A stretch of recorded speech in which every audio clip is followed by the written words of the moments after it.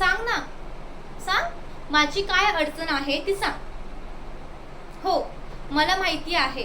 माझी अडचण ही आहे की तुझ्या बरोबर जर पबमध्ये जायचं असेल ना, तर आधी शॉर्ट्स घाला, मग वन पीस घाला, मग काय हाय हिल्स घाला आणि मग सगळा लवा जमा घेऊन पबमध्ये जायचं. हो ना. आणि ते पण पबमध्ये नाचताना मी अनकम्फर्टेबल. ते काही नाही या. जे काय असेल ते माझ्या कम्फर्ट नुसारच. आणि मी माझ्या कम्फर्ट नुसार जर कपडे घातले तर तुला ते डाऊन मार्केट वाटणार, बरोबर ना?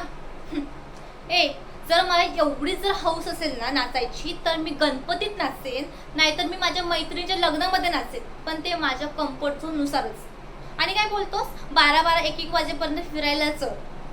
सॉरी, मला ते काही जमणार नाही. आणि मी एवढा वेळ तर बाहेर अजिबात राहू शकत नाही. का म्हणजे माझे आई वडील माझे वाट बघत असतात, ते पण खास जेवणासाठी. सो मी माझ्यामुळे त्यांना उपाशी नाही ठेवू शकत. आणि तुला काय वाटतं की आम्ही गुलुगुलू बोलण्याने पागळतो? तर ते अजिबात नाही या. वेडा अशी तर तू अशी. तू जेवढं समजतोस ना तेवढे आम्ही वेडे नाही आहोत. अरे बाकीच्या गर्लफ्रेंडने जरा विचार, त्यांचे किती नखरे असतात ते. बेबी चल ना आपण स्टारबक्सला जाऊ, बेबी चल ना आपण पिझ्झा खायला जाऊ, बघ बेबी काय चल ना आपण सलमान खानच्या फर्स्ट शोला जाऊ. बघ काय त्यांचे नखरे.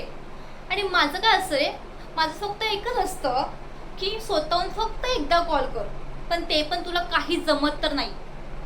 हे जा रे, माझी खूप चिडचिड होतीये. तू इकडून नी. तुला नाही समजत आहे ना, मग राहून दे. हो राहून दे. तुला नाही कॉल करायचा असेल तर नको करू, पण शांत राहा. माझ्याशी इथे भांडत नको बस. बाय. धन्यवाद.